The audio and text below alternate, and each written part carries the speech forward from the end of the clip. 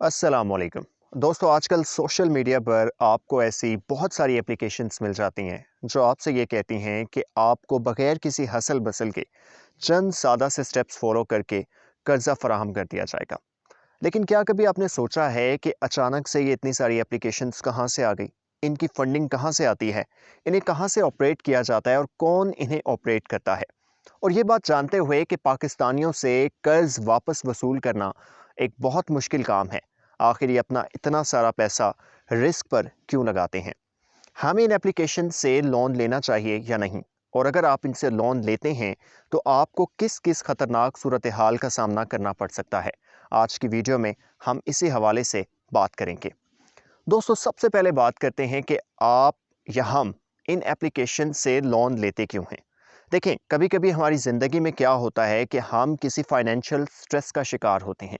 Bill की आखिरी date approach कर रही होती है, हमने किसी के पैसे देने होते हैं और हमें लगता है कि वो अभी मैसेज करेगा या अभी कॉल कर देगा और अपने पैसों की वापसी का मुतालबा करेगा। हमने कहीं जाना होता है या घर की किसी भी ज़रूरत के लिए हमें पैसे चाहिए होते हैं और हम सोच रहे होते हैं कि ये पैसे कहाँ से अरेंज किए जाएंगे। ऐसे में सोशल मीडिया को स्क्रॉल करते हुए हमारे सामने एक ऐड आता है और हमें एक ऐसी एप्लीकेशन से मुतारिफ़ करवाया जाता है जो हमें बताते हैं कि आपको ना तो किसी पेपर वर्क की ज़रूरत है, ना ही किसी की ज़मानत की ज़रूरत है। बस थोड़े से स्टेप फॉलो करें और अभी आपके अकाउंट के अंदर कर्ज़ा मुंतकिल कर दिया जाएगा। अब जिस स्ट्रेस में हम होते हैं, उस उन हालात में ये चीज़ हमें बहुत बड़ा रिलीफ़ लगती है और हम फ़ौरन से उस एप्लीकेशन को डाउनलोड कर लेते हैं।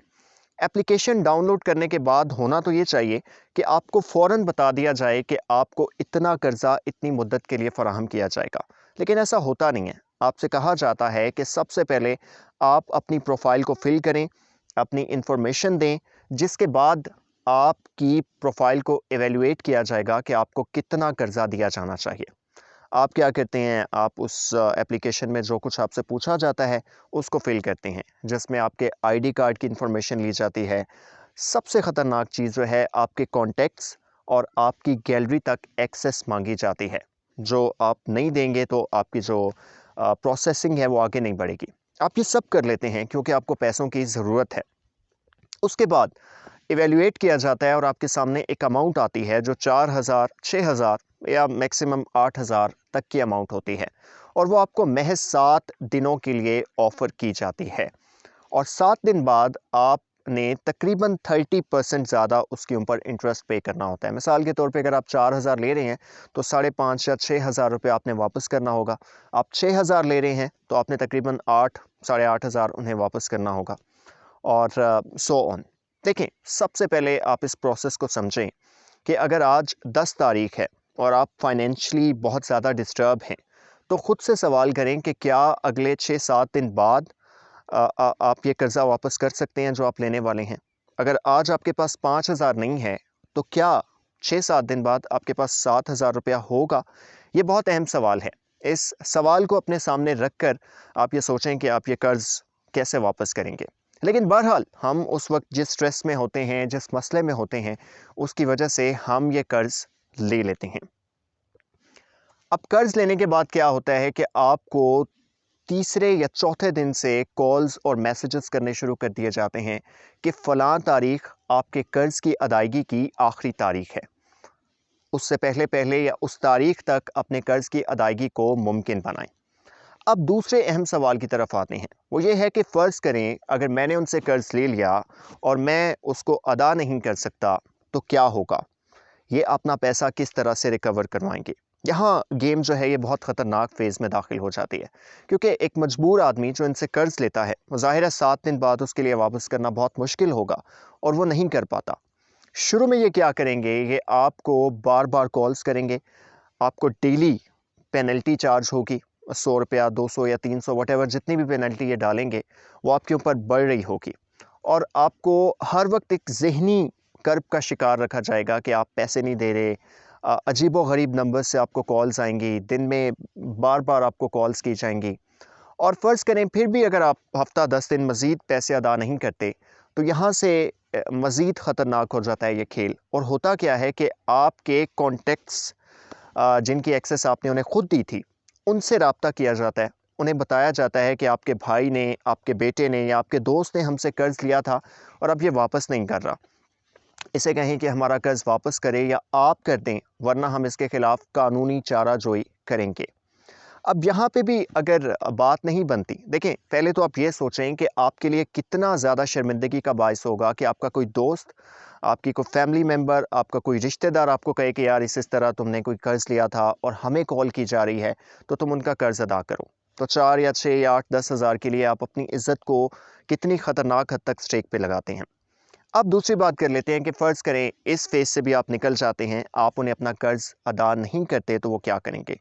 आपकी गैलरी के अंदर जो आपकी प्राइवेट पिक्चर्स हैं, जो आपकी फैमिली की पिक्चर्स हैं, उनको निकाला जाता है और वो पिक्चर्स एडिट करके और उन्हें डिस्टॉर्ट करके आपकी कॉन्टैक्ट लिस्ट को भेजा जाता है। ज़रा सोचें कि आपकी बहन, आपकी बीवी, आपकी माँ या आपकी किसी भी और करीबी ख़ातून की तस्वीर को तब्दील किया जाए, एडिट किया जाए और उसको भेजा जाए आपके कॉन्टैक्ट्स तक, तो आपको कैसा महसूस होगा? ये प्रेशर आपके ऊपर बहुत ज़्यादा बिल्डअप किया जाता है कि आप उनका कर्ज़ हर हाल में अदा करें। भारत के अंदर ऐसे बहुत सारे केसेस देखने में आए हैं कि यहाँ तक किया गया कि एक तो फैमिली की नेक पिक्चर्स फॉरवर्ड की गई कॉन्टैक्ट्स तक, और दूसरी ख़तरनाक सूरत हाल जो की गई कि आपकी पिक्चर जो वो उस टाइम फेस रिकग्नाइजेशन के नाम पे लेते हैं, उस तस्वीर को आपके कॉन्टेक्स्ट तक भेजा जाता है कि जी इस बंदे ने यहाँ से चोरी की है और के पीछे पुलिस है, अगर आपको इसका पता हो तो आप बताएं। और सोचें कि ऐसे सिनेरियो में अगर आपसे रब्ता किया जाता है आपके किसी रिश्तेदार की तरफ से और आपको कहा जाता है कि यार क्या तुमने चोरी की है या ये जुर्म किया है, ये सोशल मीडिया पे या व्हाट्सएप पे एक तुम्हारी तस्वीर के साथ ये मैसेज फॉरवर्ड हो रहा है, तो वो कितना एम्बैरेसिंग होगा। अब आखिरी हद की तरफ आ जाते हैं कि इस सब के बाद भी अगर आप पैसे नहीं देते, तो उनके पास ये राइट्स होते हैं कि वो आपके ऊपर कानूनी चाराजोई करें। आपने उस टाइम पेनल्टीज़ इतनी बढ़ चुकी होती हैं कि आप सोच भी नहीं सकते कि वो 4-5 हज़ार रुपया शायद 50 हज़ार तक पहुंच चुका होगा। अब दोस्तों बात करते हैं कि ये एप्लीकेशंस कहाँ से आई और ये अपने पैसे को रिस्क पे क्यों लगा रहे हैं। देखें, सबसे पहले जो ट्रेसेस पाए गए हैं वो ये हैं कि ये एप्लीकेशंस बाहर के मुल्क से ऑपरेट की जाती हैं, यानी जो इन्वेस्टर्स हैं वो बाहर के हैं। भारत के केस में और पाकिस्तान के केस में ज़्यादातर इन्वेस्टर्स जो हैं वो चाइना से हैं। वो यहाँ पे चंद बेरोज़गार लोगों को हायर करते हैं, उन्हें पैसे देते हैं और वो ट्रांजैक्शंस करके आगे लोगों को देते हैं, और अल्टीमेटली आपकी इज़्ज़त और आपका सुकून तो स्टेक पे लग ही रहा है। आपसे जो ये ज़्यादा रेवेन्यू जनरेट करते हैं, ये भी आपके मुल्क से बाहर जा रहा होता है और आप इस सारे प्रोसेस में मुल्क को भी नुकसान पहुंचा रहे होते हैं। अब दोस्तों एक और अहम सवाल की तरफ आते हैं कि किस ऐप से लोन लेना चाहिए और किस ऐप से नहीं लेना चाहिए। देखें, security exchange and commission of Pakistan हमारी एक वेबसाइट है, एक इदारा है जिसके ऊपर हम देख सकते हैं कि कौन सी एप्लीकेशन रजिस्टर्ड है उससे और कौन सी नहीं है। सबसे पहले तो आप ये देखें, फिर आप ये देखें कि क्या इन एप्लीकेशंस का कोई फ़िज़िकल एड्रेस भी है या नहीं है, और वो किस लोकेशन पे है, क्या वो एक कमर्शियल लोकेशन है या नहीं है। उसके बाद आप देख सकते हैं कि ये जो एप्लीकेशन जिससे आप लोन लेने वाले हैं, इसके बारे में रिव्यूज़ क्या हैं, लोग इसके बारे में क्या कह रहे हैं। अगर फ़ेसबुक के ऊपर उन्होंने अपनी ऐप का ऐड दिया हुआ है, तो उसके ऊपर लोग क्या बात कर रहे हैं और उनका एक्सपीरियंस कैसे रहा। At the end of this video conclusion ये है दोस्तों कि ज़िंदगी में आपका सुकून और आपकी क्रेडिबिलिटी और आपकी इज़्ज़त बहुत अहम है। 7 दिन के लिए कर्ज़ लेना और अपनी इज़्ज़त को, अपने सुकून को स्टेक पे लगाना, अपने कॉन्टैक्ट्स तक रसाई दे देना, अपनी गैलरी तक रसाई दे देना किसी को, ये किसी सूरत भी एक वाइज़ डिसीजन नहीं है। फिर इस्लामिक पॉइंट ऑफ व्यू से तो ये सूद के कॉन्टेक्स्ट में भी आता है।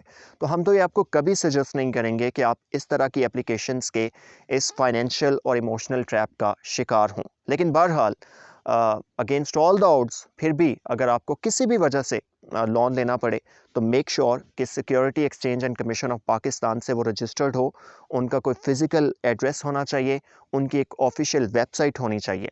और अगर आप चाहते हैं कि इन ऐप्स के ख़िलाफ़ जो ये सब ट्रैप कर रही हैं आप कोई काम करें, तो आप इन ऐप्स को रिपोर्ट कर सकते हैं। एटलीस्ट जो आप कर सकते हैं वो ये है कि आप गूगल प्ले पर जाके इन्हें रिपोर्ट करें और साइबर क्राइम को भी इसके हवाले से आगाह करें और अपने अजीज़ व अकारिब को ये बताएं कि आप इनसे दूर रहें।